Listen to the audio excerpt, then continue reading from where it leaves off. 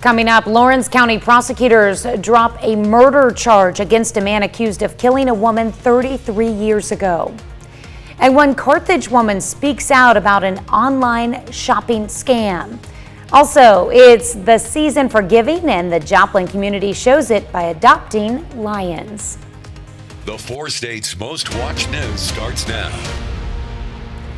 Good morning and welcome to the KOAM Morning News. It's 5 a.m. I'm Tanya Bach. The Lawrence County, Missouri prosecutor drops a murder charge against a man accused of killing a woman 33 years ago. Lawrence County prosecutor Don Trotter dismissed the first-degree murder charge against Lawrence Timmons, who was indicted in 2019 in the killing of Cynthia Smith. 31-year-old Smith was last seen leaving a bar in Mount Vernon in July of 1988. Her body was found in a cemetery a few miles away 10 days after she disappeared. The case could be refiled if new evidence is found. Trotter says he dropped the murder charge because witnesses have died and legal changes to requirements for first-degree murder charges would have made prosecuting the case more difficult. The KBI is assisting the Galena Police Department in a death investigation. On Wednesday, police found 68-year-old Gerald Brewer dead in his home on East 11th Street in Galena. Authorities say it's not immediately clear how Brewer died. A Carthage woman is warning others after she fell victim to an online shopping scam.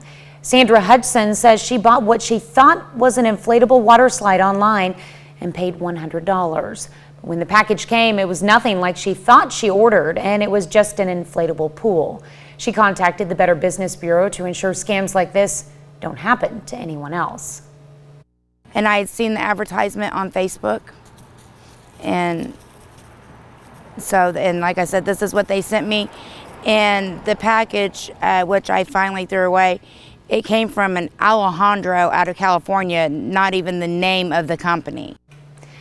Better Business Bureau tells us anyone who thinks they may be victim of an online scam should contact them immediately. On Thursday, the Neosho, Missouri School District unveiled a new athletics facility. The Lazy Boy in-zone facility is 43,000 square feet. The facility is named after Lazy Boy because the company donated $400,000 for the project. So it will be a locker room and coaching space for our football and our track programs, but it will also give dance, cheer a chance to change during the football season. And then the indoor facility will be available for all of our teams in the off season. The entire facility cost $5.4 million. Voters approved it in a ballot measure in July of 2020. This year, Joplin community members played Santa for some students at Missouri Southern. It was through a Lion co-op program called Adopt a Lion. As the name implies, folks could anonymously adopt a participating student and buy them some Christmas gifts. On Thursday, the students picked up those gifts. The students that we have that participate in Adopt a Lion are not our traditional student or the traditional customers of the Lion Co-op food pantry. It's a lot of students that have children, that have families, and are needing things like diapers and bedding and towels. 38 sponsors took part in the Adopt a Lion program. Salvation Army bell ringers are a holiday season staple, but many local chapters this year are struggling to find volunteers, so the Joplin chapter is willing to pay people to help, though volunteers are preferred since payment takes away from the money raised. The Salvation Army uses the money raised during the Red Kettle campaign to fund programs throughout the year. A member of the KOAM family, who was a beloved pioneer of 4-state broadcasting, has passed away. Virgil Glenn was known for his skills as a guitar picker and occasional mandolin player on KOAM radio beginning in 1949. He became a performer on KOAM TV beginning in the 1950s, first on the program Circle 7 Jamboree, and later as a regular on the Melody Matinee until that program went off the air in 1985. Virgil was with KOAM for more than 37 years and continued to perform throughout his life. Virgil Glenn was 94. Virgil is featured in a 30-minute documentary produced by KOAM last year titled Remembering Melody Matinee. You can find a link to that in this story, KOAMnewsnow.com. Virgil was a friend, a gentle soul, and a good man. Well, our annual Toy Box campaign is underway. Each year we ask for donations of toys and money to buy toys to give to area kids in need. All of your donations can stay in the county you live in. You can find a list of toy drop-off locations on our website, KOAMnewsnow.com. Or you can donate by phone during our Toy Box Tuesday telethons. First one will be, well, the first one was last Tuesday. The second one will be next Tuesday on our noon, 5 p.m. and 6 p.m. news. It's 5:07. And that's a look at this morning's top story. Coming up on the KOAM Morning News, conference play tips off for the Missouri Southern men and women last night. We're going to tell you how they did. Plus, Silent Night tells a different kind of Christmas story. We want to know what your favorite movie is. And as the Omicron COVID variant begins to appear in the United States, we let you know what the White House has planned to deal with the latest pandemic development. You're watching the KOAM Morning News. More real news in the morning. We'll be right back. Missouri Southern men and women open up conference play last evening. The women enter last night's game coming off of back-to-back wins. Missouri Southern hits the floor against Central Oklahoma. Lions get the offensive board. Amaya Johns puts it back for two, and then Lacey Stokes drives to the net. Layup is good, plus the foul. All right, now we move on to a three-point play. Lions have their largest lead of the first half. It's 16-4, Central Oklahoma. A better team in the second quarter, but in quick transition, Caitlin Honeycutt lays it in at the buzzer. 35-32, Lions lead at half. Delaney Skiles sinks the triple and extends the Lions lead to a more comfortable 8 points. And now to the fourth quarter. Stokes again, she finishes with a team-high 33 points. That's a record for most by a freshman in school history. Three straight Missouri Southern. For Missouri Southern, the Lions win 81-74. I knew coming in that, there was a lot on my shoulders. They asking me to lead and stuff, and I've done that for the last 4 years of high school, and so I've been prepared to do that. I don't really focus on the outside things. I just do what we need to win, and we just all play hard together and for each other, and that's all that matters. Of course, Lacey was tremendous tonight as well, but it was just fun to watch our kids compete that hard and have some success that for all their hard work they put in.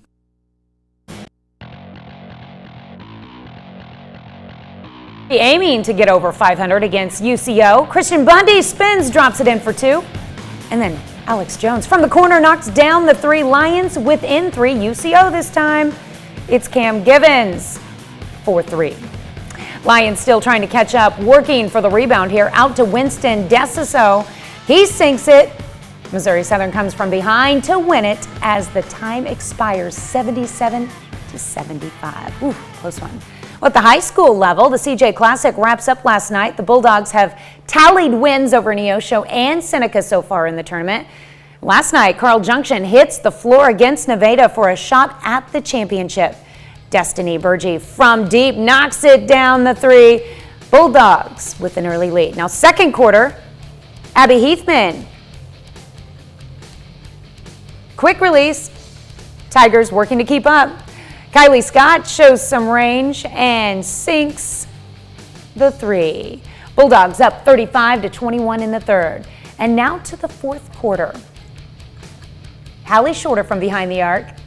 Carl Junction rolls by Nevada 60-41 to win the tournament. Carthage Lady Tigers Invitational is underway. Webb City opened the tournament with a win on Wednesday. On Thursday, Webb City falls to Sunrise Christian 38-23.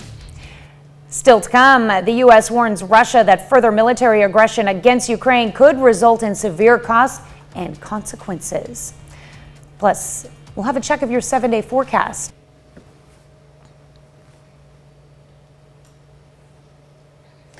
Here's a look at your current 7-day forecast. Temperatures should creep on up there again today, up to 74 degrees. We're looking for a pretty decent weekend with temperatures in the 70s for a high, 72 on Saturday.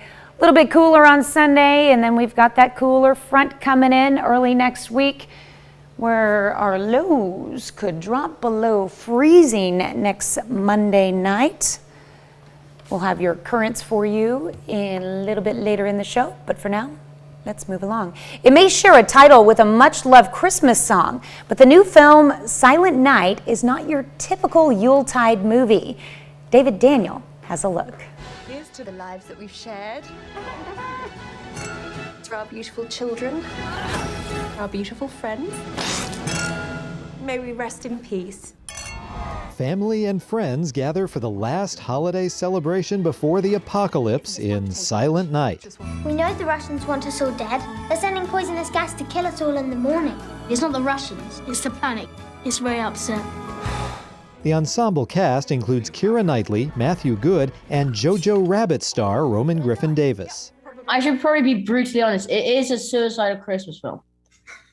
But, I mean, it's about a group of friends and family meeting up to spend the last hours together. We just want to make sure that you understand that as your parents, we are not to blame. Clearly, it's not your fault either. My humor, personally, is pretty dark, and so is my family's, I think. It was a family affair for Davis. He's joined by his brothers, Gilby and Hardy, and the writer-director is their mother, Camille Griffin. I did feel like me and my brothers were like on a school trip, but I really enjoyed it. Did anyone watch the Queen's speech? Well, she's clearly in some bunker set up, you know, filled with tins of baked beans and dog food. In Hollywood, I'm David Daniel. That brings us to our question of the day. We're asking this morning, what's your favorite Christmas movie? Now, we have a couple of answers there to pick from. Of course, we've got Miracle on 34th Street, A Wonderful Life, A Christmas Story. This could be one of our favorites, Die Hard, or is it another favorite Christmas movie? Be sure to go to our Facebook page and weigh in on our discussion as soon as we get that posted. KOAMnewsnow.com/vote and cast your opinion there as well. Stay tuned. We'll have Health Watch when we return. Topping Health Watch this morning, New York is the fourth state now reporting cases of the new COVID variant, Omicron. President Biden yesterday revealed his strategy to help protect Americans from the variant this winter. Deborah Alfaro reports from the White House. New York officials announced late Thursday 5 cases of the Omicron variant have been detected. 4 New York City residents and 1 person from Long Island. No cause for alarm. It was only hours earlier that New York's governor announced health officials were expecting cases to emerge. A vaccinated Minnesota man who tested positive for the variant had recently attended a convention in New York City that drew about 50,000 people. We have to assume that means there's community spread. We have to assume that means we're going to see a lot more cases. Colorado officials also announced 1 case, a vaccinated woman who had recently returned from Africa. She is experiencing mild symptoms and is isolating at home. New research finds Omicron is about 2.5 times more likely to reinfect someone than the original strain of COVID. Federal health officials predict a surge of cases and deaths this winter. The Biden administration announced today that starting Monday, all international travelers, including Americans and those who are fully vaccinated, will be required to get a COVID test 1 day before coming to the U.S. instead of within 3 days. The president is also extending mask mandates on public transportation, requiring private health insurers to cover the costs of at-home COVID tests, and urging vaccinated Americans to get a booster shot. If you want to know exactly where to go, text your zip code to 438829 to find where you can get your booster shot now. The president says he does not believe shutdowns or lockdowns are necessary right now, but the White House says nothing is off the table when it comes to more travel restrictions, including vaccine and testing mandates for domestic flights. Deborah Alfarone, CBS News, the White House. California confirmed its first Omicron case yesterday and a second one today. Well, people who live in states that voted for Donald Trump are at a 50% higher risk of dying from COVID. According to a new CNN analysis of data from Johns Hopkins University, there is a direct parallel between low vaccination rates and higher death rates in individual states. pro-Trump red states have a 52% higher average of COVID deaths per capita than people who live in blue states. That mirrors vaccination rates, which show that 4 in 10 Republicans remain unvaccinated compared to just 1 in 10 Democrats. The 5 states with the highest per capita death rates all went for Trump in 2020. Those are Oklahoma, Alabama, Florida, Kentucky, and West Virginia. Meanwhile, the death rates in blue states where vaccination rates are higher have dropped significantly. That's a look at some of today's top health stories. You're watching the KOAM Morning News. Here's another look at our 7-day forecast.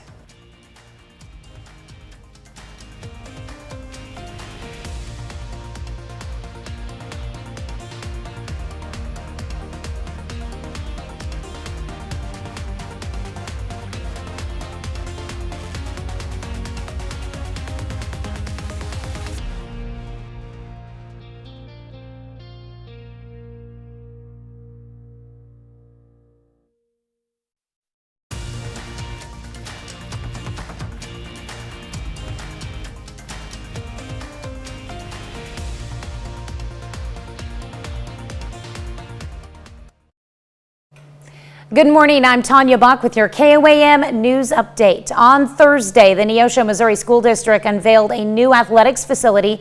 The Lazy Boy End Zone facility is 43,000 square feet. The facility is named after Lazy Boy because the company donated $400,000 for the project. The entire facility cost $5.4 million. Voters approved it through a ballot measure in July of 2020.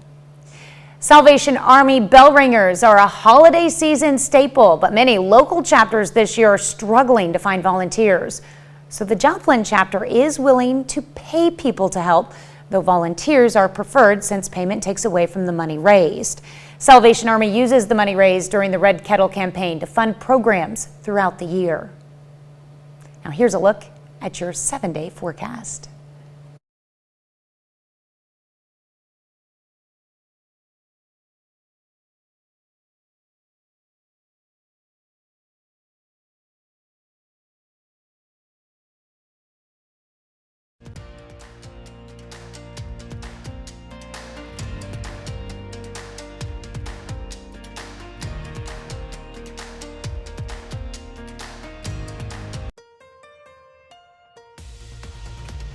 Coming up, Lawrence County prosecutors drop a murder charge against a man accused of killing a woman 33 years ago. And one Carthage woman speaks out about an online shopping scam.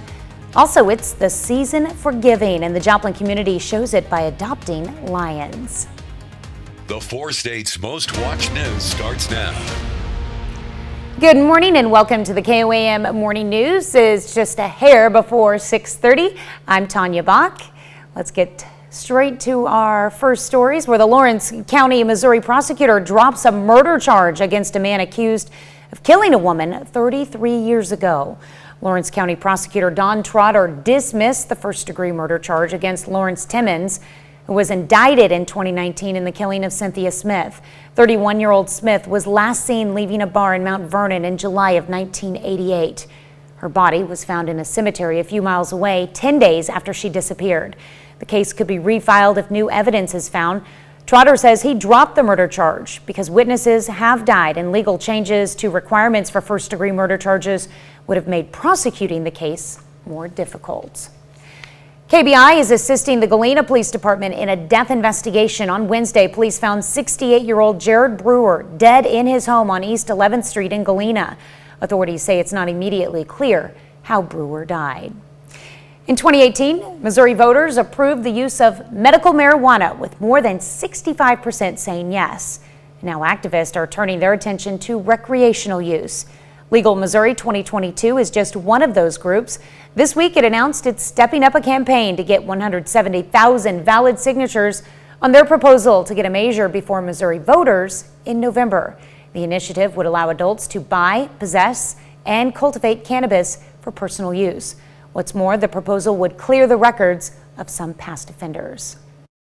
Criminal justice reform is a centerpiece of our proposal, which will provide a fresh start to tens of thousands of state residents who have a nonviolent marijuana offense on their record, and those will be automatically expunged after the passage of this amendment.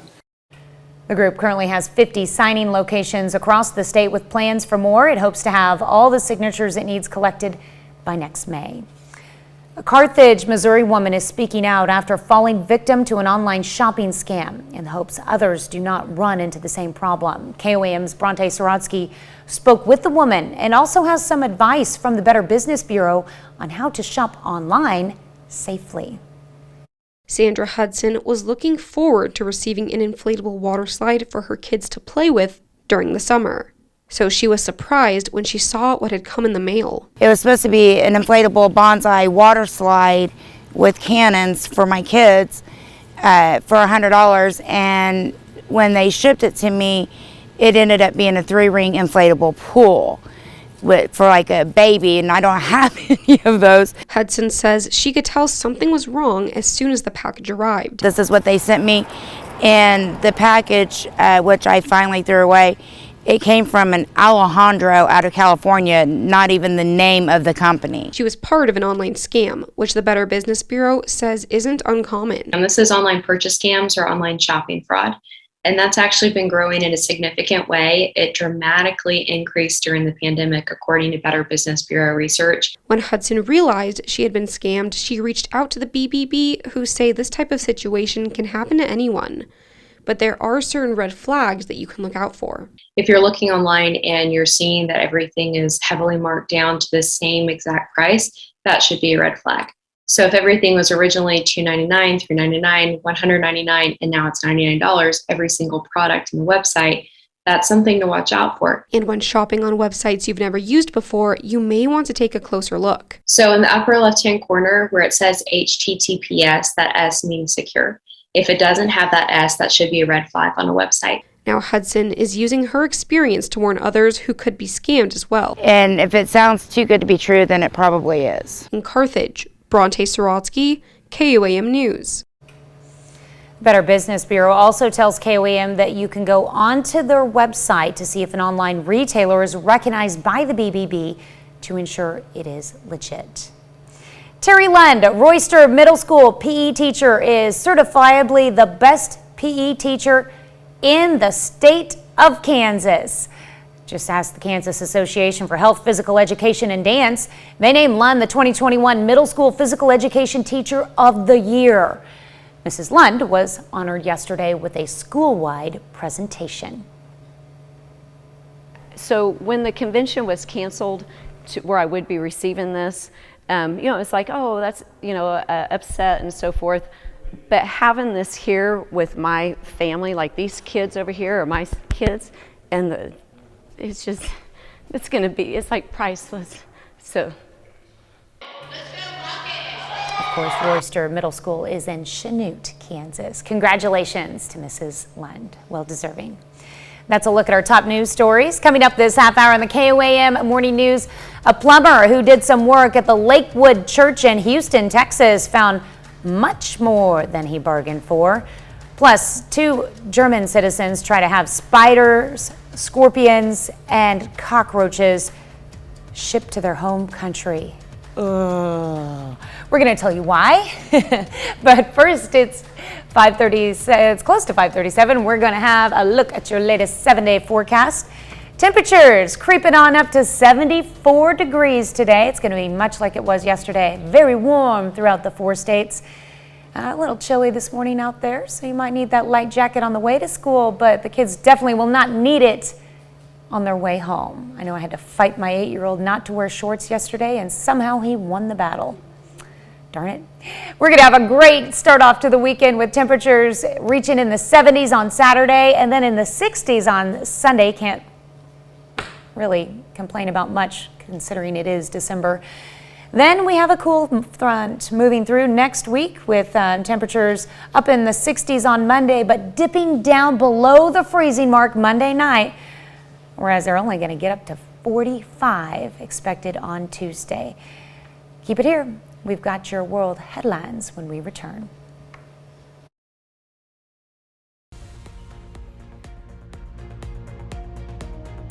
Topping World Watch, Colombian authorities seize hundreds of arachnids at the airport as part of an illegal animal trade bust. The tarantulas, scorpions, and roaches were packed in plastic recipients and on the way to Germany. According to a statement from the Colombian Department of Environment, 2 German citizens had the animals in their luggage and intended to take them home for academic purposes.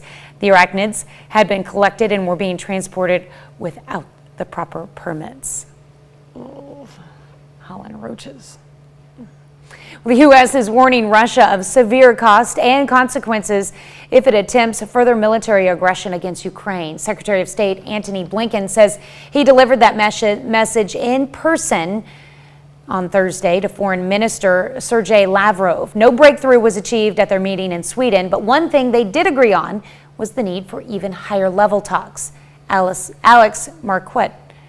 Marquardt is in Stockholm with the more.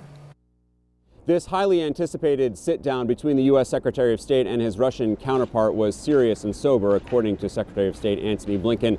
It did not, however, result in any sort of concrete agreement that would lead to the immediate de-escalation of this crisis between Russia and Ukraine, nor did Secretary Blinken lay out explicitly what the serious consequences would be for Russia should they decide to invade Ukraine.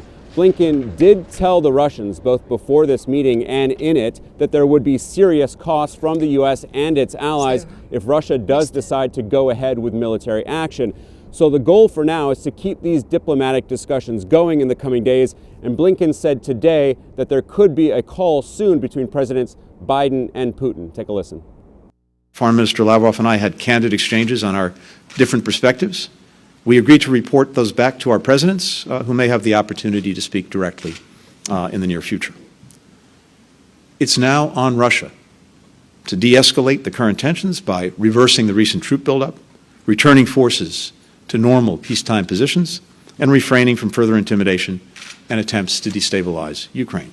So the two sides will continue to talk. A senior State Department official today told reporters that there would be intense diplomacy in the coming days, with the hope that eventually Russia would pull back its forces and agree to a ceasefire in eastern Ukraine. For its part, Russia says that it is acting in self-defense and that its security is threatened as NATO moves eastwards towards its border. Now, Blinken has said that it is not clear whether Russia has made up its mind whether to invade Ukraine or not, but that it has the capacity to do so in short order. What the U.S. and NATO are seeing right now as far as Russian movements and troop buildup is very similar to what they saw back in 2014 when Russia also put troops along the Ukrainian border and then invaded Ukraine, annexing Crimea.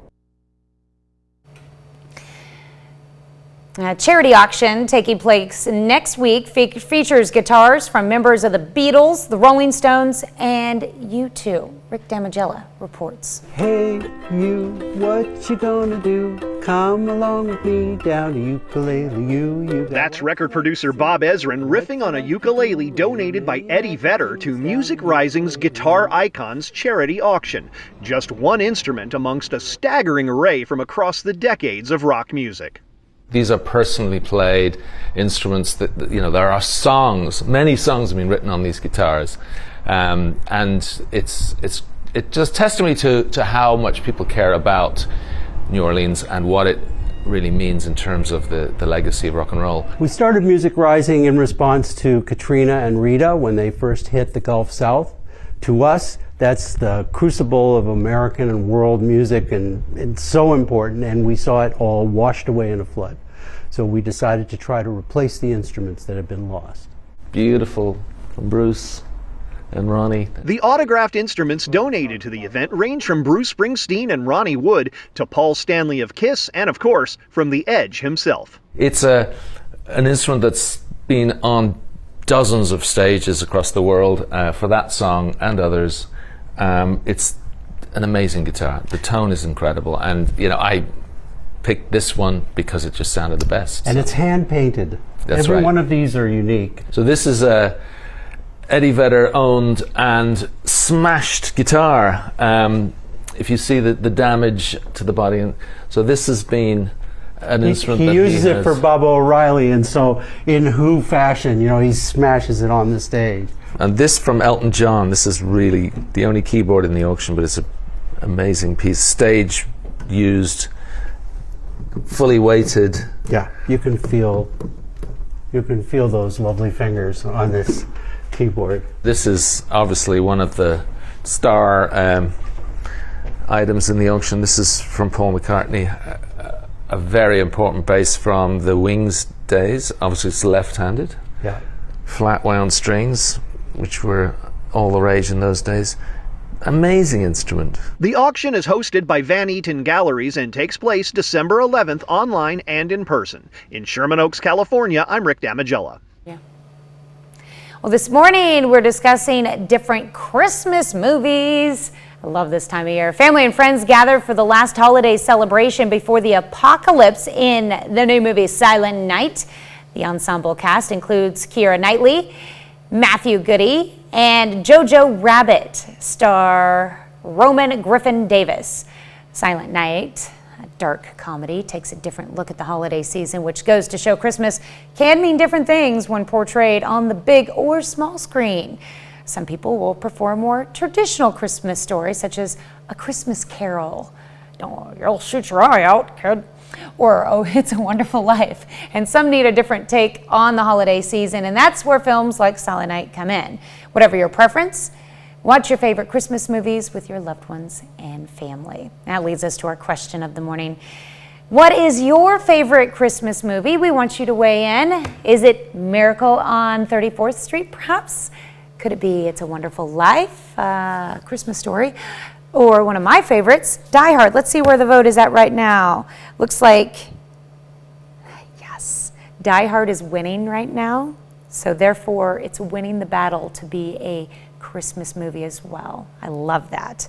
Other than Christmas Story are in second place, and then Miracle on 34th Street and It's a Wonderful Life falling in at the bottom at 8%. Now, if you haven't seen either of those two movies, they're classics. You really should check them out for sure.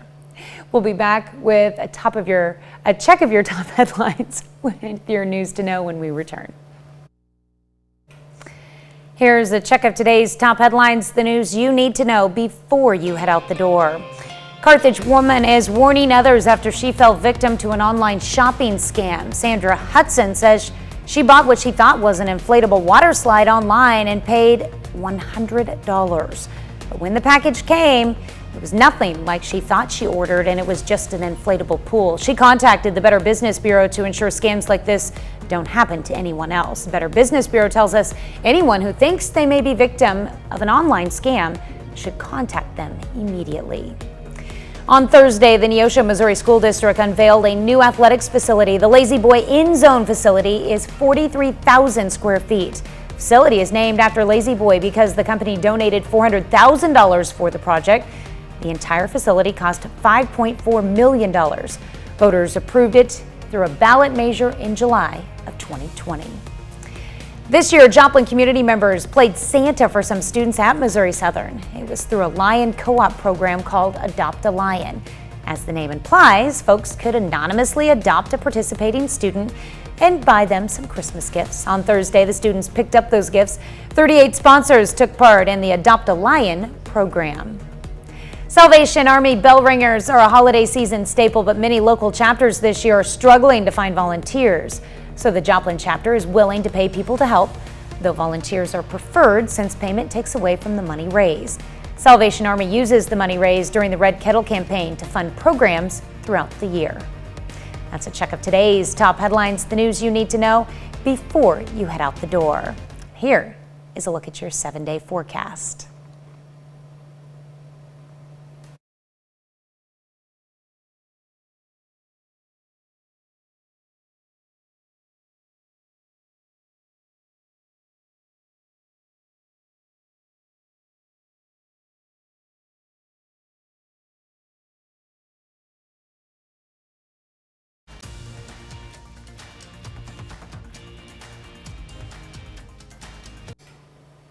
Well, hundreds of thousands of dollars were reported stolen in 2014 from a safe at Joel Osteen's Lakewood Church in Houston. Now, all these years later, another bombshell drops. Rochelle Turner explains. But I mean, it was just like unbelievable, the things he was telling us that they found in the wall. George Lindsay, co-host of the morning show for the Morning Bullpen at 100.3 The Bull, is talking about this morning's segment. And we've been talking about things that you found of value, and we have been blown away. A caller who recently did some plumbing work at Lakewood Church dropped a bombshell. There was a loose toilet in the wall, and we removed the tile. Well, they removed the tile.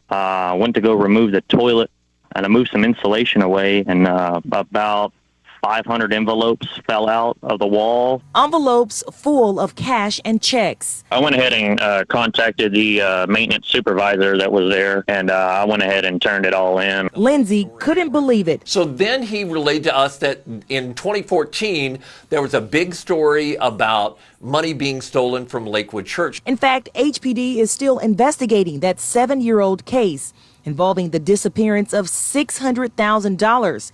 It's unclear how much money the plumber discovered, but the case raises a lot of questions. Don't you want to know what happened? I mean, they stole the money, but they didn't get it out of the wall. In a statement, Lakewood Church said recently while repair work was being done at Lakewood Church, an undisclosed amount of cash and checks were found. They notified the police and are assisting them with the investigation. 7 days, right? It's still unclear how much money the plumber discovered behind the walls at Lakewood Church. Police say they will continue their investigation. Scroll that prompter there. Okay, this is not in the spirit of Christmas. Police in the Houston area are warning parents about a Facebook scam involving Elf on the Shelf. Brianna Connor has the story.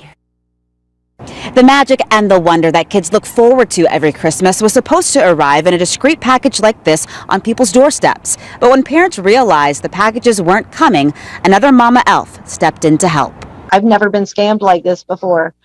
So it's just jarring to me. Like I said, it's jarring to me that somebody could do this to children. Elise Hendricks has a 4-year-old and a 2.5-year-old. She says they were both excited about the special way their family leads up to Christmas Day. We don't have any parents. All of our parents passed away, and traditions and the magic and all the Christmas stuff is really, really important to us. This year, Hendricks decided to make it easy on herself and bought a prepackaged Elf on the Shelf kit from a seller on Facebook.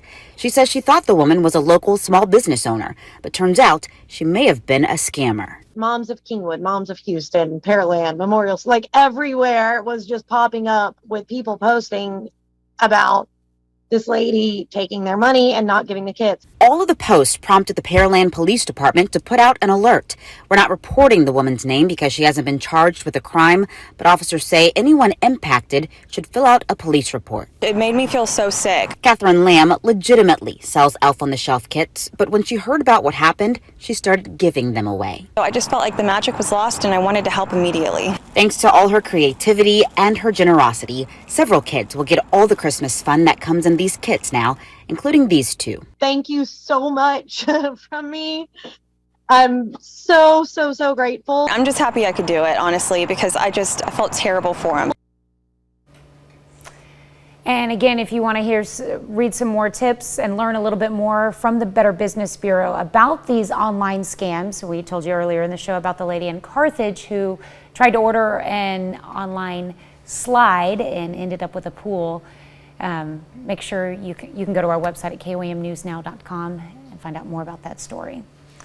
Okay, so Elf on the Shelf was turned into a Christmas movie, of course. There's lots of Christmas movies out there. I want to check in on our poll results right now to find out which one is your favorite. And we have a new winner. Looks like A Christmas Story has pulled ahead of Die Hard by quite a bit. They must have liked my impersonation of "You'll shoot your eye out." I'm not going to do it anymore. Okay, so Christmas Story now at 39%. Die Hard is down to 19. Other Christmas movies up there at 34, so there's quite a few out there. Miracle on 34th Street and It's a Wonderful Life, both dropping down to 4%. All right, we'll be back with another check of your forecast when we return. Make it several records broken across the 4 states. This is at Joplin Regional Airport from yesterday, where we got up to 76 degrees. That breaks the previous record that dates all the way back to 1970. Now in Chanute, the high temperature was 78, a new December 2nd record.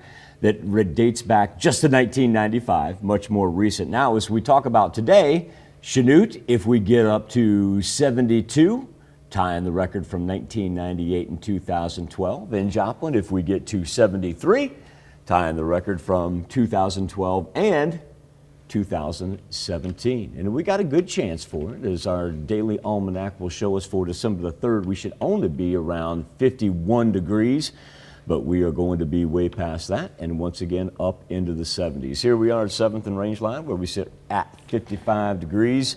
South wind, just 5 to 10 miles per hour. That was the great thing about yesterday, not having to fight that wind. Still got our little cold pocket down there in northeast Oklahoma, 41 in Miami and in Grove. 50 already, though, in Chanute, 53 as well in Pittsburgh. So much better temperatures than what we had yesterday, when we still have that mid-30 feel down in the southern portion of the 4 states. And once again, clean Skywatch storm tracker with no movement in the jet stream whatsoever. 4th consecutive day. It actually has flattened out a little bit, if you want to say that much. And also, too, for the 2nd consecutive day, look at these massive dense fog advisories that stretch right along the coast. That Gulf moisture, it's trying to work its way in. Just really hasn't made any of an impact yet. Now it will by the time we get to Saturday night. But in the meantime, let's try to set another record high on December the 3rd before we get the mid-60s. Scattered rainfall for Saturday night into Sunday morning, and a cold front just in time for next week.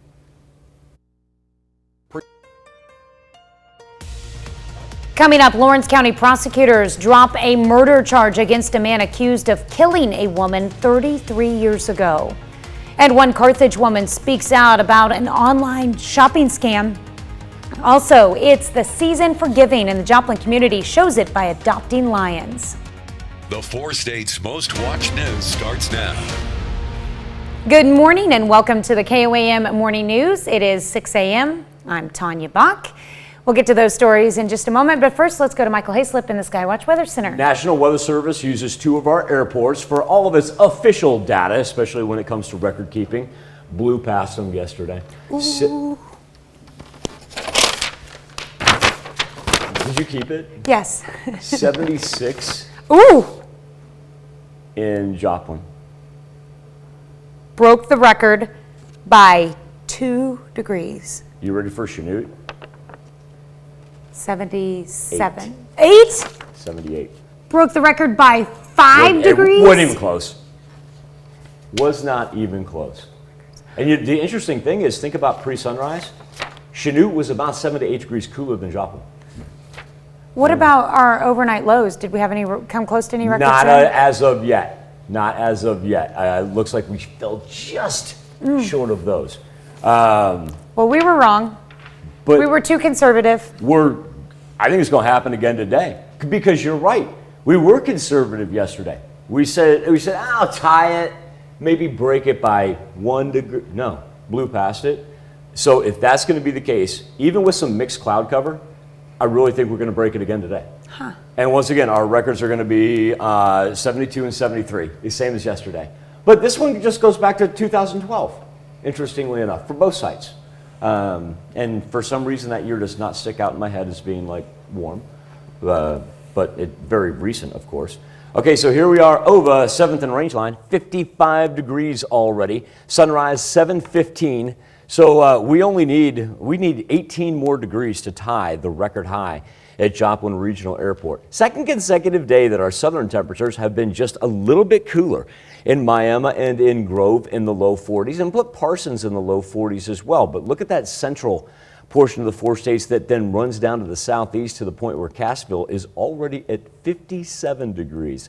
Skywatch storm tracker looking absolutely great. And tomorrow is when we'll get a little bit of movement in the jet stream, because that's about the same pattern as it's run the past several days, which that's why I told Tanya, I said, if that's our indicator, if that's what we're going to go by, I'm going to say we're going to break another record once again.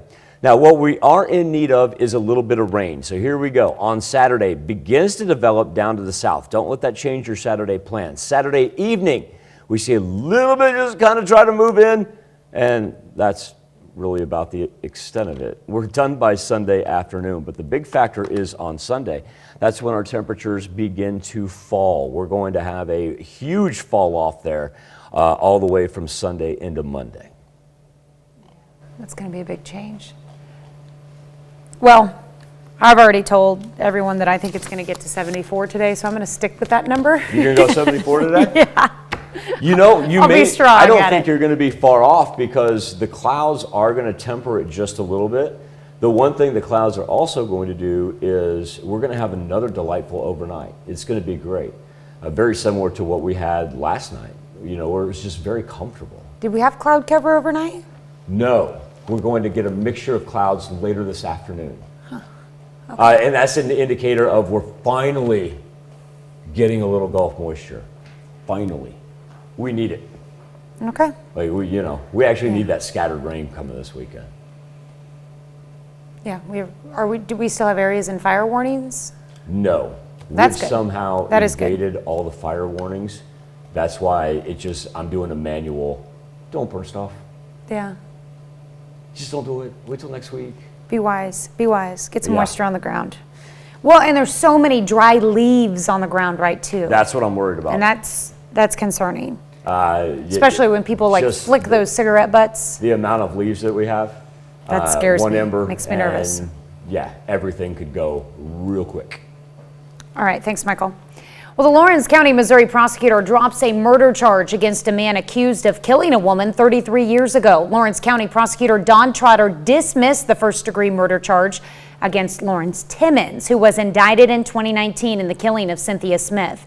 The 31-year-old Smith was last seen leaving a bar in Mount Vernon in July of 1988. Her body was found in a cemetery a few miles away 10 days after she disappeared. The case could be refiled if new evidence is found.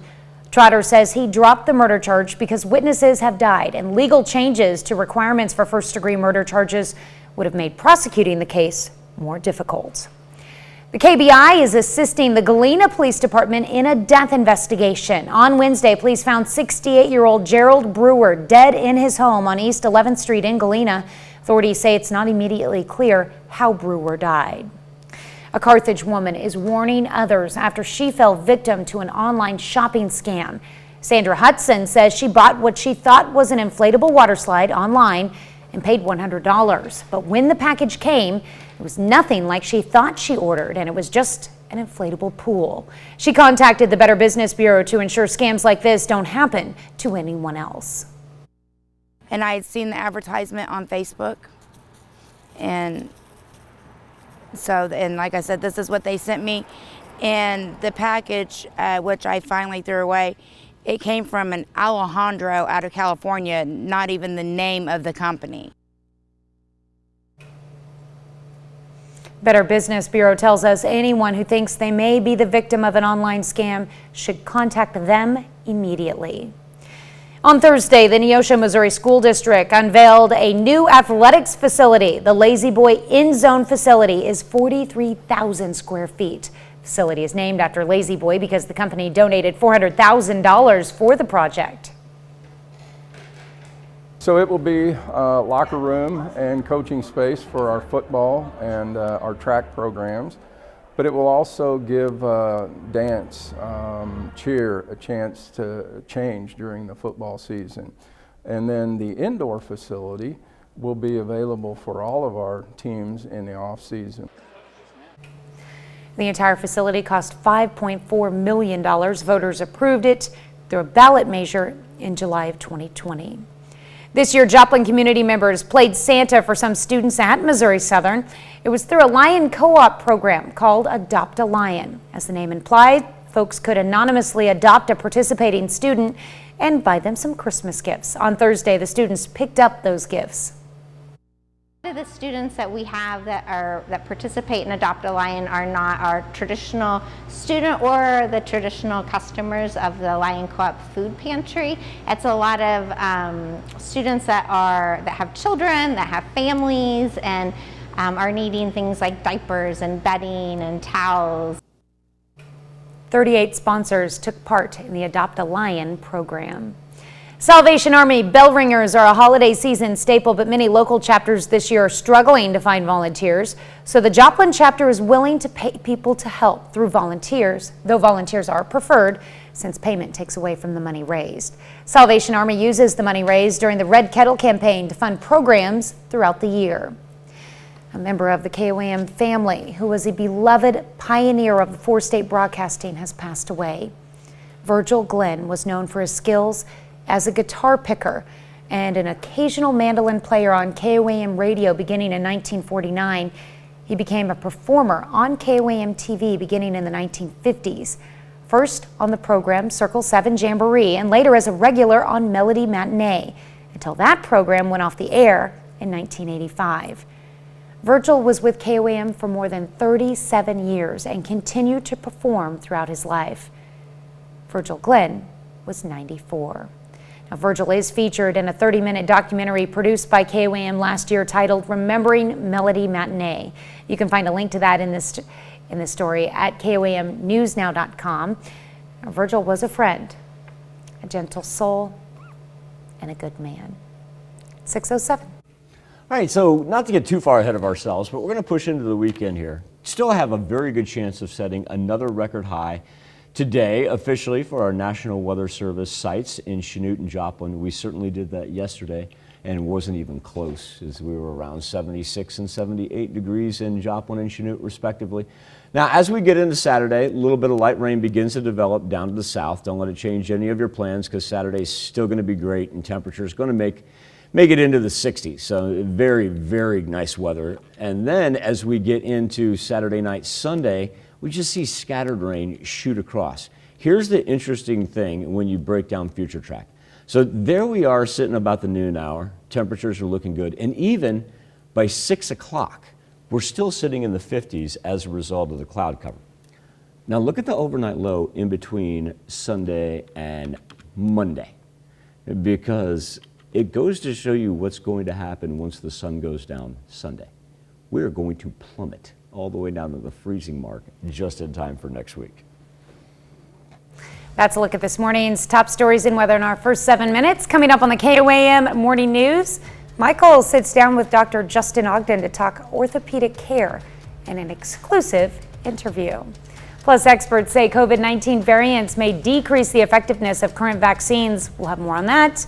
And the Whopper turns 64. Burger King celebrates this milestone with a price from the past. You're watching the KOAM Morning News. More real news in the morning. We'll be right back. 5-star moving is again. Actually get a mixture of cloud cover, so sunshine early on before the clouds develop, but still at the same point in time, a chance to threaten record highs once again into the low, if not mid-70s this afternoon. Shaping up for a great start to the weekend, as we'll have 60s on Saturday and Sunday. Light scattered rain Saturday night and into Sunday. Don't let that change any of your plans. Then a big cold front after the sunset Sunday into the beginning of next week. A chance to challenge more record highs on Friday. Now, we will get a little mixture of cloud cover here as we go through the afternoon hours and into Saturday, but that really helps for a mild Saturday morning. Saturday night into Sunday, little scattered rain moves in from the south. It doesn't amount to much, but then Sunday, we got a big cold front on our hands after sunset that takes us down to the freezing point for the beginning of next week.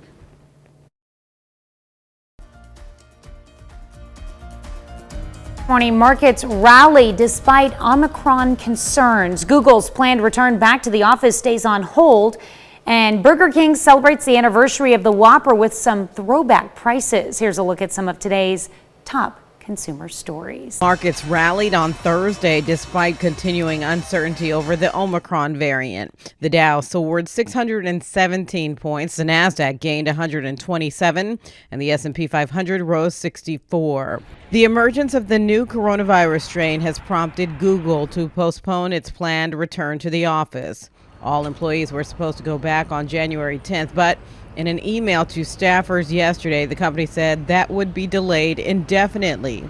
Google said it would reassess the situation after the start of the new year. Burger King is celebrating the 64th anniversary of the Whopper. The fast food chain will mark the occasion by offering the sandwich at its original 1957 price of just 37 cents. The Whopper deal is available today and tomorrow for customers who order online using a Royal Perks membership.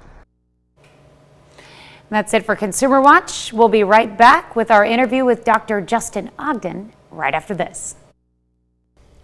Welcome back to the KOAM Morning News. Now, if this looks like a little bit of an unusual sight, well, it's because it is. It has been probably 18 months since we've been able to welcome anybody back into the KOAM studio for an interview, and we thought the perfect way to kind of launch this back would be with a healthcare professional. That's why we're fortunate enough to be joined this morning by Dr. Justin Ogden. Doc, thank you so much for your time.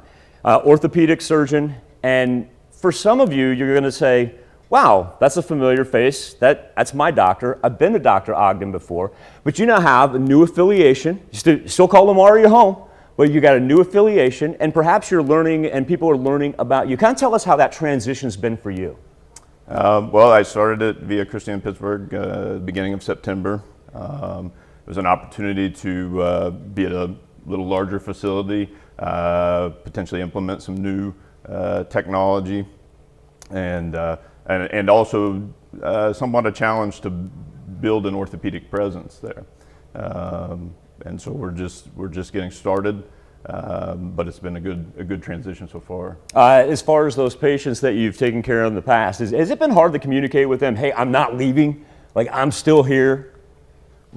When you switch health systems, there's not necessarily a direct pipeline for communication, but you know, people have been finding me through some newspaper advertisements, social media, and so I have been taking care of a lot of my former patients. They've continued to be my patients. I want to ask you about orthopedic care coming off of our pandemic time.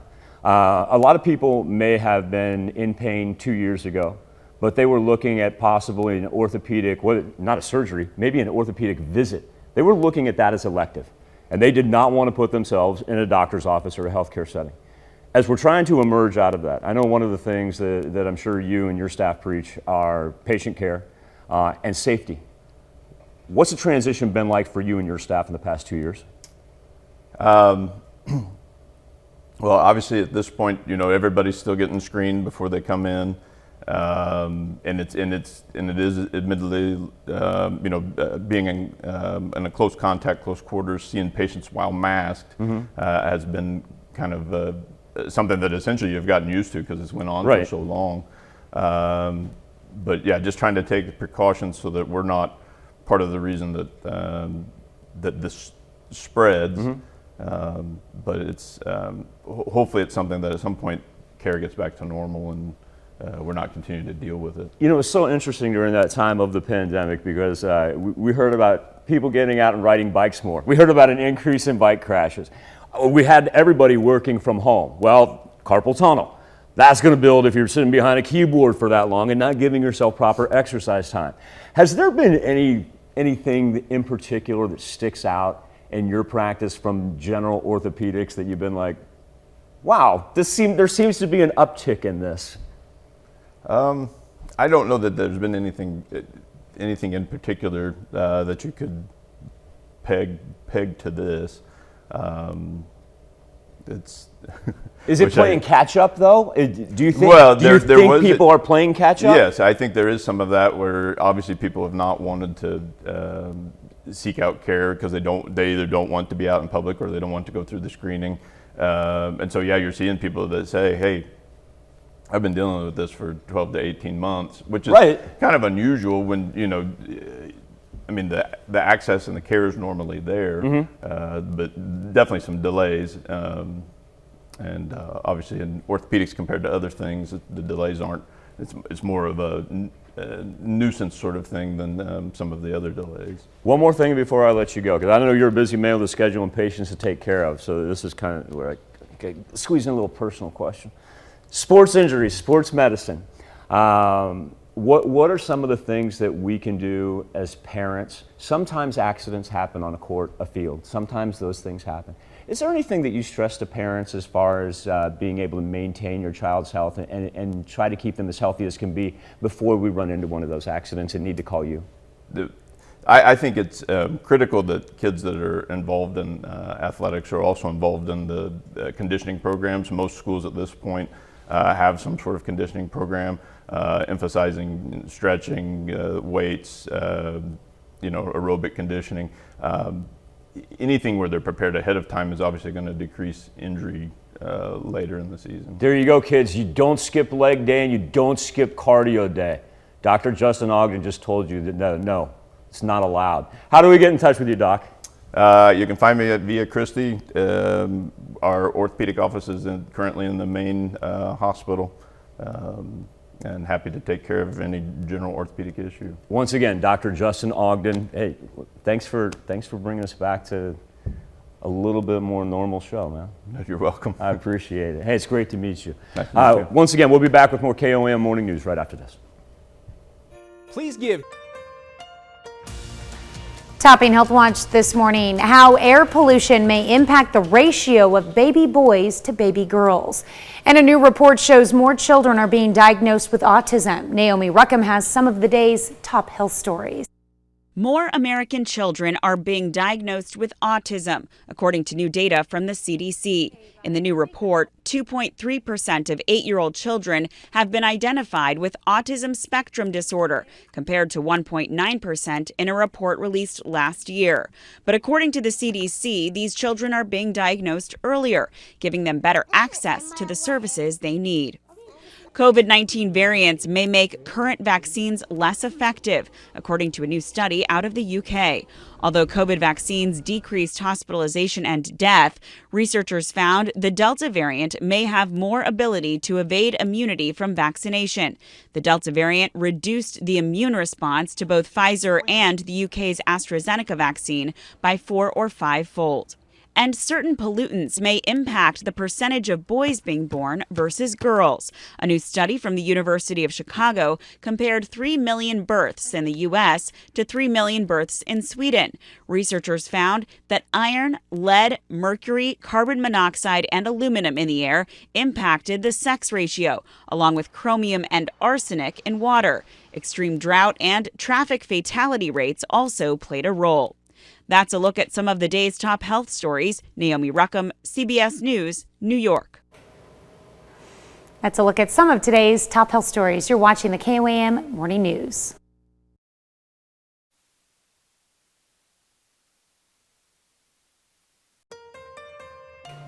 Coming up, Lawrence County prosecutors drop a murder charge against a man accused of killing a woman 33 years ago. And one Carthage woman speaks out about an online shopping scam. Also, it's the season for giving, and the Joplin community shows it by adopting lions. The 4 states' most watched news starts now. Good morning and welcome to the KOAM Morning News. It is 6:30. I'm Tanya Bach. We'll get to those stories in just a moment, but first let's go to Michael Hayslip in the Skywatch Weather Center. Another gorgeous start. Live look outside of Television City, trying to threaten records for the second consecutive day. We broke records yesterday at Joplin Regional Airport and Martin Johnson Airport in Chanute as we got up to 76 and 78 degrees respectively. Now sitting at 55 in Joplin, whole bunch of 40s throughout southeast Kansas. Chanute just below the 50-degree mark. Once again, we got our little cold bubble. Second consecutive morning we've had that in northeast Oklahoma, where Miami and Grove sit at 41. Skywatch storm tracker is still looking excellent. If we take off the sweeping radar, all that green all of a sudden disappears. Still waiting on a little Gulf moisture because we need some rain coming off of what was such a dry November. Jet stream beginning to flatten out a little bit, but remember, you stay on the south side of the arrows. Abnormally warm December temperatures as we're going to be back up into the 70s and threaten records for December the 3rd, and do so even with some mixed cloud cover that we get for the afternoon hours. By the time we get into Saturday, we start to see a little formulation of the rain down to the south, but it really doesn't get on us till Saturday night into Sunday morning. And once it does, not everybody's going to receive rain. It just kind of sprints right through, should be done by the afternoon. Now here's the interesting thing, is we still sit around 65 degrees in the afternoon and 55 degrees there at about sunset. Well, after sunset, the bottom drops out. We're all the way down to the freezing point there by the time we get into Monday morning. A stark reminder that it's December. Yeah, it will get cold. Chilly. It's going to be one of those things where you're going to be like, where did I put the coat, like the heavy coat? Yeah, chilly. All right, thanks, Michael. Well, the Lawrence County, Missouri prosecutor drops a murder charge against a man accused of killing a woman 33 years ago. Lawrence County prosecutor Don Trotter dismissed the first-degree murder charge against Lawrence Timmons, who was indicted in 2019 in the killing of Cynthia Smith. The 31-year-old Smith was last seen leaving a bar in Mount Vernon in July of 1988. Her body was found in a cemetery a few miles away 10 days after she disappeared. The case could be refiled if new evidence is found. Trotter says he dropped the murder charge because witnesses have died and legal changes to requirements for first-degree murder charges would have made prosecuting the case more difficult. KBI is assisting the Galena Police Department in a death investigation. On Wednesday, police found 68-year-old Gerald Brewer dead in his home on East 11th Street in Galena. Authorities say it is not immediately clear how Brewer died. In 2018, Missouri voters approved the use of medical marijuana, with more than 65% saying yes. Now activists are turning their attention to recreational use. Legal Missouri 2022 is just one of those groups. This week it announced it's stepping up a campaign to get 170,000 valid signatures on its proposal to get a measure before Missouri voters in November. The initiative would allow adults to buy, possess, and cultivate cannabis for personal use. What's more, the proposal would clear the records of some past offenders. Criminal justice reform is a centerpiece of our proposal, which will provide a fresh start to tens of thousands of state residents who have a nonviolent marijuana offense on their record, and those will be automatically expunged after the passage of this amendment. The group currently has 50 signing locations across the state with plans for more. It hopes to have all signatures it needs collected by next May. Carthage woman is speaking out after falling victim to an online shopping scam in the hopes of others don't run into the same problem. KOAM's Bronte Sorotsky spoke with that woman and also has some advice from the Better Business Bureau on how to shop online safely. Sandra Hudson was looking forward to receiving an inflatable water slide for her kids to play with during the summer. So she was surprised when she saw what had come in the mail. It was supposed to be an inflatable bonsai water slide with cannons for my kids for $100, and when they shipped it to me, it ended up being a 3-ring inflatable pool for like a baby, and I don't have any of those. Hudson says she could tell something was wrong as soon as the package arrived. This is what they sent me, and the package, which I finally threw away, it came from an Alejandro out of California, not even the name of the company. She was part of an online scam, which the Better Business Bureau says isn't uncommon. And this is online purchase scams or online shopping fraud. And that's actually been growing in a significant way. It dramatically increased during the pandemic, according to Better Business Bureau research. When Hudson realized she had been scammed, she reached out to the BBB, who say this type of situation can happen to anyone. But there are certain red flags that you can look out for. If you're looking online and you're seeing that everything is heavily marked down to the same exact price, that should be a red flag. So if everything was originally $2.99, $3.99, $199, and now it's $99, every single product in the website, that's something to watch out for. And when shopping on websites you've never used before, you may want to take a closer look. So in the upper left-hand corner where it says HTTPS, that S means secure. If it doesn't have that S, that should be a red flag on a website. Now Hudson is using her experience to warn others who could be scammed as well. And if it sounds too good to be true, then it probably is. In Carthage, Bronte Sorotsky, KOAM News. The Better Business Bureau also tells KOAM that you can go onto its website to see if an online retailer is recognized by the BBB to ensure it is legit. Terry Lund, a Royster Middle School PE teacher, is certifiably the best PE teacher in the state. Just ask the Kansas Association for Health, Physical Education, and Dance.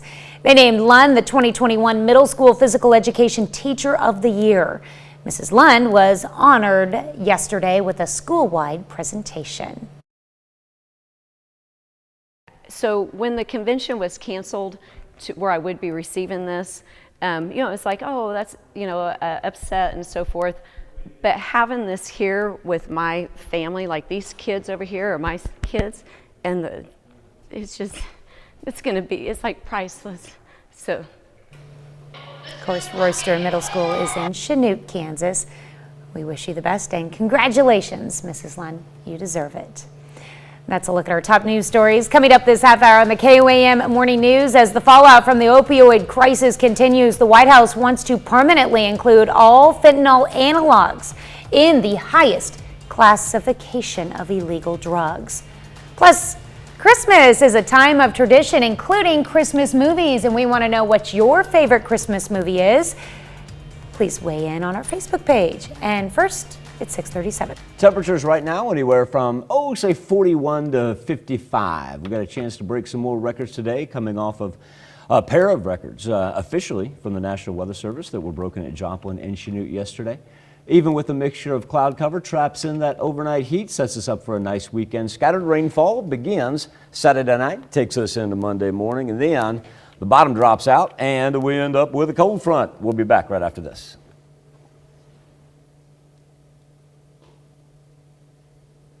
I'm Michael Hayslip with your KOAM News Update. What an amazing Thursday we had. We set a pair of records according to the National Weather Service, not only at Joplin Regional Airport, but also at Martin Johnson Airport in Chanute. We got up to 76 in Joplin, 78 in Chanute. We just shattered records for December the 2nd. Now we've got a chance to do that on December the 3rd as well. We get up around 73, 74 degrees, and we're going to have back-to-back repeats of record-setting weather. We'll start with mostly sunny skies before we get a little mixture of afternoon cloud cover. Then, as we head into the weekend, we need a little rain. It's been abnormally dry here, and so what we'll see is the beginning of a little precipitation that begins to bubble up with some Gulf moisture down to the south. And then as we get into Saturday night / Sunday morning, that's when we get the light and scattered stuff that just kind of rolls through. But the big factor is going to be what we get temperature-wise, because we are going to get a taste of December that's going to return after that rain. Look at how the cold front invades there from the north-northwest. And so get ready for freezing temperatures on Monday morning. Then we kind of stabilize with afternoon highs that maintain 50s and 60s all the way through the middle of next week. All the latest on the Skywatch weather app.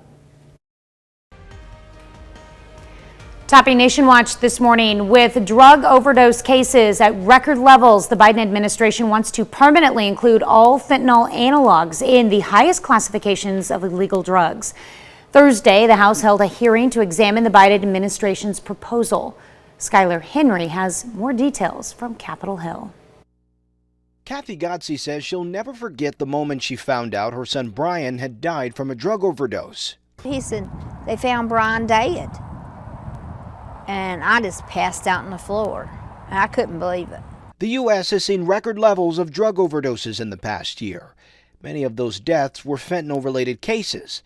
Fentanyl, which is a synthetic opiate, has flooded the market, and even a small dose can be lethal. We've already seized 13,000 pounds of fentanyl this year. That's enough fentanyl, as was mentioned earlier, to give every member of the United States population a potentially lethal dose. The Biden administration wants to permanently schedule fentanyl and all of its variations as a Schedule I controlled substance. These drugs are deadly. They are temporarily scheduled. We need to get them permanently scheduled so that when we can stop them from coming across the border into the United States. We can deal with the Mexican cartels that are pushing this into our country. There appears to be bipartisan support to permanently schedule fentanyl as a Class I drug, but there is a sharp divide over the administration's plan to exempt it from mandatory minimum drug trafficking laws. The administration is proposing to exempt the entire class from trafficking mandatory minimums. This would prevent our law enforcement from finding and putting away drug traffickers who are bringing these chemical weapons across the border. The president opposes mandatory minimums, and the administration is committed to criminal justice reform that eliminates race and income-based disparities. This exemption does not apply, however, where there is a direct link to death or serious bodily injury. There was also bipartisan criticism of the Department of Justice for refusing to testify at Thursday's hearing. Skyler Henry, CBS News, Capitol Hill. Fentanyl is currently scheduled as a Class 1 drug. However, it is a temporary classification that is set to expire in February. That's a look at today's top national stories. We'll be right back after this with birthdays and anniversaries. We take this time to honor today's four-state hero, Bill Yost from Seneca, Missouri. Bill Yost served in the Navy from 1970 to 1975 in the rehab program of the Naval Hospital in San Diego. To Bill Yost, we thank you for your service. Today's four-state hero. Our birthday list starts off with Kaiser Grieshaber celebrating the big number 2. I'm digging that hat right there as well. I'm down with stocking cap. Cool dinosaurs on your shirt. I'm digging that shirt too. Yeah. I like that. Happy birthday to Kaiser. All right, and we've got a 4-year-old in Carl Junction now, Creighton Dooley. Happy birthday. This is a really cool name. Ooh. Well, Creighton's a cool name too. It looks like he's getting ready to do some hunting. He's in his camo, He's got his binoculars. He's ready to rock.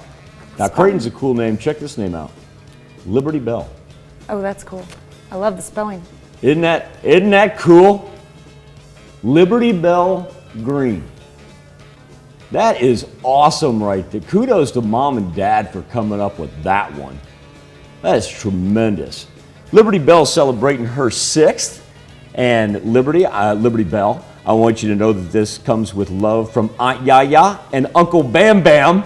That's great. And she is in Weir. I was waiting for you to read that. You know what? Yes. Great trivia question. I'm gonna ask everybody at home that. Did you know the Liberty Bell is in Weir, Kansas? How about that? That's awesome. All right, happy birthday, Liberty. And Kinley Johnson is 7 strong this year. Kinley is celebrating in Oswego, Kansas. Not too far down the road in Mound Valley is where we find Braden Hetty. I tell you what, man, being a big brother, it can be taxing on anybody. And so, Braden, a very happy 12th birthday to you. I hope you get a little time to celebrate on your own there, instead of trying to, show the ways of the world to the little one. All right, and we've got Christopher Stewart celebrating birthday number. Oh, well, I skipped one. I'm so sorry. Traven Higgins is 12 years old. We'll get to Christopher in a second. Traven is 12 in Oswego. Makes me long for the warmer weather right there, Traven. Christopher Stewart, he is celebrating his 18th birthday. Christopher, I want you to have marvelous, marvelous birthday in Girard. All right, happy birthday, Christopher. Megan Russian celebrating birthday number 25 this year. Megan is down in Miami. Looks like a problem. In Scammon is where we find a smiling James Humble as he celebrates his 26th. James, a happy birthday to you. All right. In Frontenac, turning 52 this year, it's Mandy Mirando. Happy birthday, Mandy. Happy birthday, Mandy. Also turning 52 is one Cindy Wagner. And that's pretty cool right there. She's the bird whisperer. That is pretty cool. Also, kudos to whoever grabbed the picture at the perfect time, right? Cindy celebrates in Carterville. That's pretty cool. The look on her eyes. Take it fast. Take it. Take it. Did you get it? All right, next up on our list, Laura McQueen. 52 is the number to be this year, I think. Look at that. Laura McQueen is 52 in Fredonia. I like all these. Mandy, Cindy, Laura, happy 52nd. These summer pics that are coming back too. Yeah. Everybody's like, it's December. Let's remember what we did this summer. That's great. We got the McCullum twins. We've got Randy and Ronnie who are celebrating their 70th birthday. Randy, Ronnie, a big happy birthday to you. The McCullums, they are in Fredonia. I like that picture. All right, Connie Sarwinski turning 78 years old this year. What a lovely picture there of Miss Connie. She is in Columbus. Connie, a very happy birthday to you. That's gonna be a family birthday party now. You mark my words, it is going to be. Also in Columbus, we've got a special birthday for Mary DePriest. Miss Mary is celebrating her 91st, and she has the hat and flowers that are appropriate on this birthday weekend. Mary, happy birthday. That is not just a hat, that is a crown fit for a queen. Ah, thank you. Yes. That is. Happy birthday, Marie. And we've got another Marie here. This one, Marie Wheeler. We've got love coming from the entire family. No joke. Celebrating in Fort Scott. Happy birthday. Look at that. That's going to be a party as well right there at the Wheeler household. What a beautiful family. Love it, love it. Well, and the whole thing is, I bet you she probably cooks Thanksgiving for everybody. She just had everybody over. And then they're going to turn around and do it again for her birthday. Yeah, it's their turn to cook for her. Yep. Maria Brown, she is celebrating a birthday, and a marvelous picture right there. Miss Brown, I want you to know that these birthday wishes come with love from the entire family.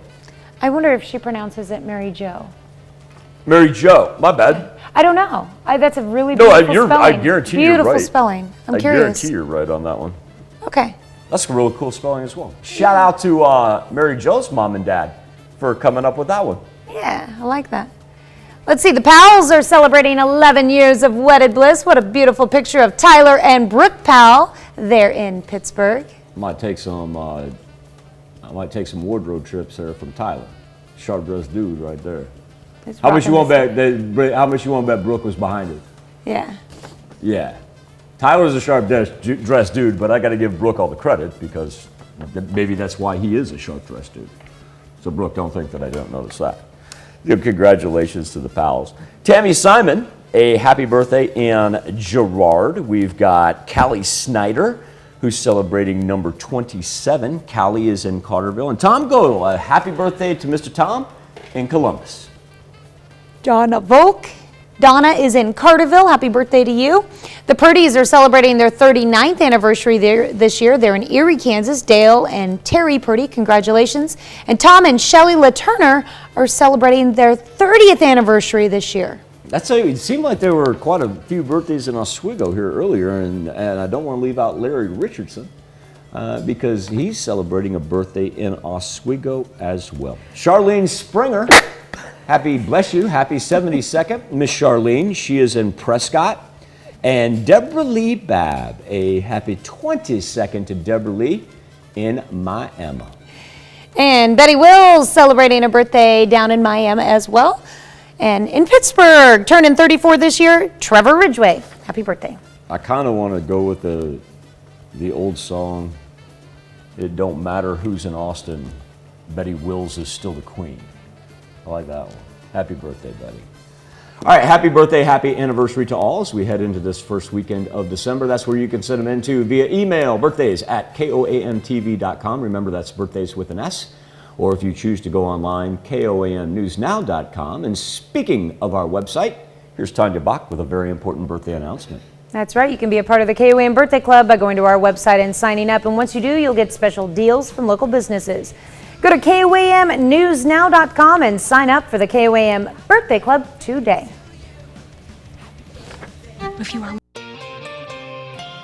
Here's a check of today's top headlines, the news you need to know before you head out the door. A Carthage woman is warning others after she fell victim to an online shopping scam. Sandra Hudson says she bought what she thought was an inflatable water slide online and paid $100, but when the package came, it was nothing like she thought she ordered and was just an inflatable pool. She contacted the Better Business Bureau to ensure scams like this don't happen to anyone else. The Better Business Bureau tells us anyone who thinks they may be victim of an online scam should contact them immediately. Thank you, Ben. On Thursday, the Neosho, Missouri School District unveiled a new athletics facility. The Lazy Boy in-zone facility is 43,000 square feet. The facility is named after Lazy Boy because the company donated $400,000 for the project. The entire facility cost $5.4 million. Voters approved through a ballot measure in July of 2020. Well, this year, Joplin community members played Santa for some students at Missouri Southern. It was through a Lion co-op program called Adopt a Lion. As the name implies, folks could anonymously adopt a participating student and buy them some Christmas gifts. On Thursday, the students picked up those gifts. 38 sponsors took part in the Adopt a Lion program. Well, Salvation Army bell ringers are a holiday season staple, but many local chapters this year are struggling to find volunteers. So the Joplin chapter is willing to pay people to help, though volunteers are preferred since payment takes away from the money raised. Salvation Army uses the money raised during the Red Kettle campaign to fund programs throughout the year. That's a check of today's top headlines, the news you need to know before you head out the door. Temperatures still wide-ranging. As a matter of fact, Sedan now dropping down to 38 degrees, but it is our lone 30 on the board. Everybody else from the 40s into the 50s. That includes already 55 in Joplin and Carthage. Second consecutive day that Joplin and Carthage have been our clubhouse leaders as we get ready to wrap up the show, and the second consecutive day that we've got a chance to break a record. Coming off of record highs at Joplin Regional and Martin Johnson Airport in Joplin and Chanute. We're going to be right back into the mid-70s once again, and able to do so with some increasing cloud cover for the afternoon. Remember, Saturday night is when we begin to develop a little rain down to the south, kind of spreads up through the northern portions, very scattered. Not everybody's going to get rain from Saturday night into Sunday morning, done by about, say 10, 11 o'clock. And temperatures going to be great.